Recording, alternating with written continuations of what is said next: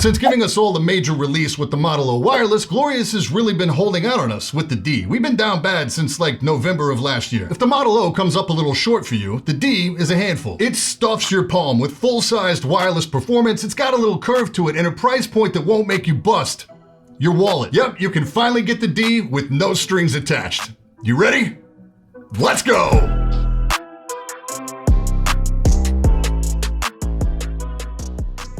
The Model D wireless is slated to start shipping between the end of September and the beginning of October. Chip shortages and global shipping issues have affected almost every brand out there, so I would be a little flexible with those dates. Like the Model O wireless, this will launch at a price of $79.99 US and will be available in matte black and matte white. Glossy coatings may be available at some point in the future. It's still TBD, but it is worth noting that the Model O wireless has been in market for almost a year, and we still only have matte coating on those. Honestly, there's not a ton to talk about here because this is a Model D Ergo shape, which has been in market since January of 2020, given the Model O wireless treatment that we saw last fall. Fortunately, this results in a much better built Model D. I feel like it took a while for them to get that one right. Like, it feels noticeably better in hand. It passes the squeeze test with no issues. It's also compatible with the existing Model D grip tape. One thing you'll notice is that there are no longer holes on the triggers. The sides are still smooth, so the rear top shell holes are all we have here. The bottom plate has been totally reworked as well. There's fewer holes, it feels more solid overall. It still uses the same mouse feet layout, and they do still include the big glide inserts in the box as well.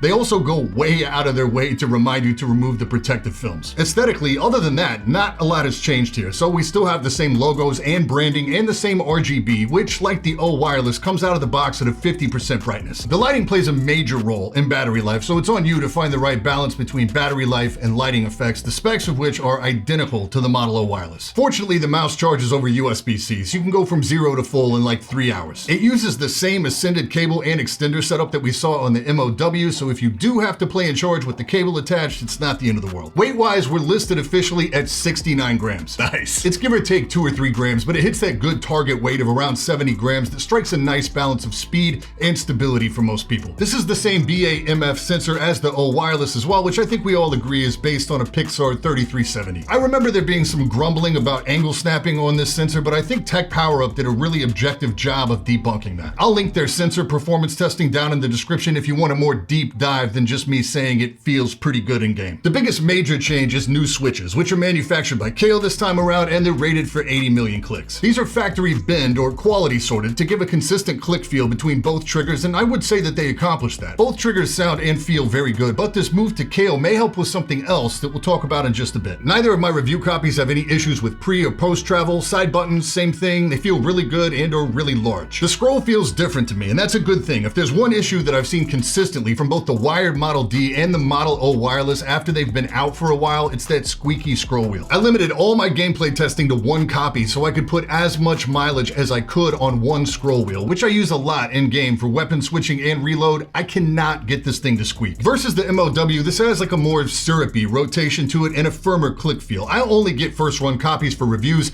so it feels a lot different to me than the first run Model O wireless I have. Glorious did confirm that it's the same scroll, but with QC and lube adjustments made in later revisions of the Model O wireless, so hopefully this has been remedied. If not, it's going to be something that shows up in longer term ownership, not a 2-week testing window. Glorious always improves their products over time through little incremental revisions, so whether it's a mouse or the GMMK Pro, there's usually a couple issues on the first run. So you run a greater risk for QC issues if you go first. If that's a concern for you, my best advice is to give them a couple cycles, keep an eye on the situation before you decide with your wallet.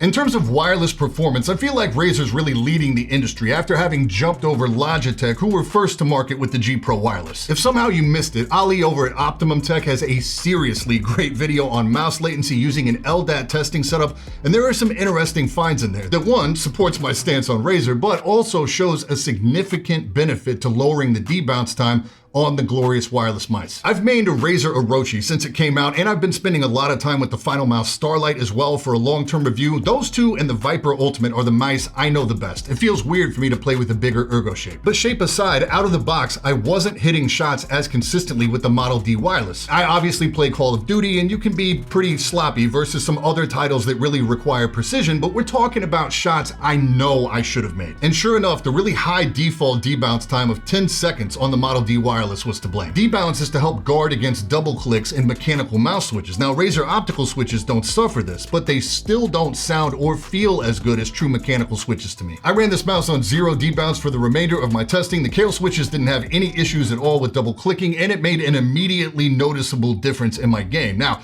how long can I get away with running 0 D-bounce? I don't know, but try lowering the setting all the way to 0 and play with it. If you do have any issues, then slowly raise it back up. This setting alone makes a big difference on this mouse and presumably the Model O wireless. You will need the glorious core software to access this and the LOD adjustment, although some stuff like lighting can be tweaked right on the mouse like we've seen before. And that lands us at value. We're talking 80 bucks with around $9 to $12 in shipping. And flat out, this is a really solid mouse at a solid price point. My reviews have been really critical lately. I couldn't really find anything to pick apart here, and that's because this is familiar territory for Glorious.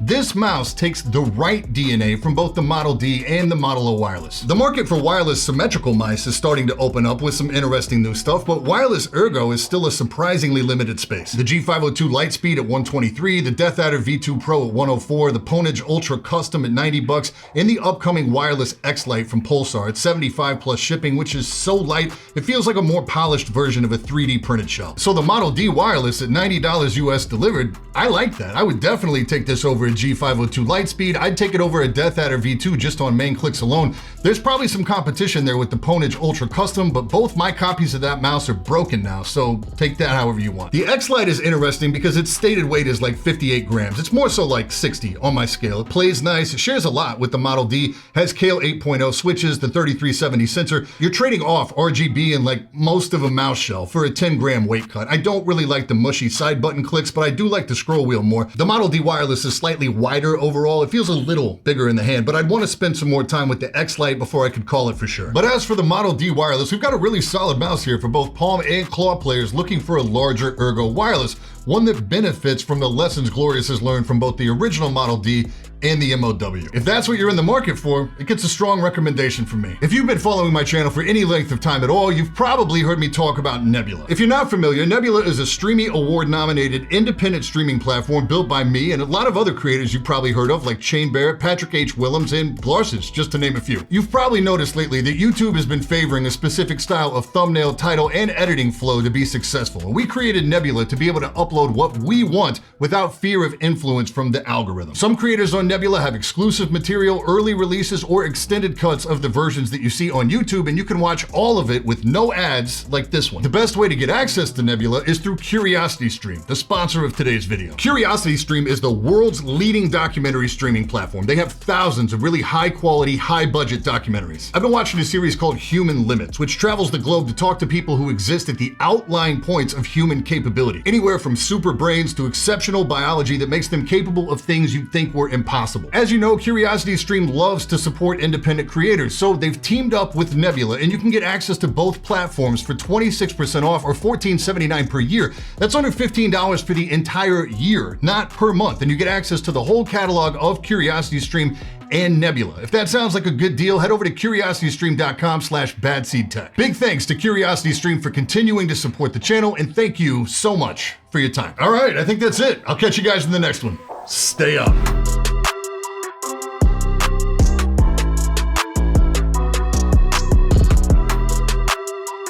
Yep, you can finally get the D with no strings attached. You ready? God damn it.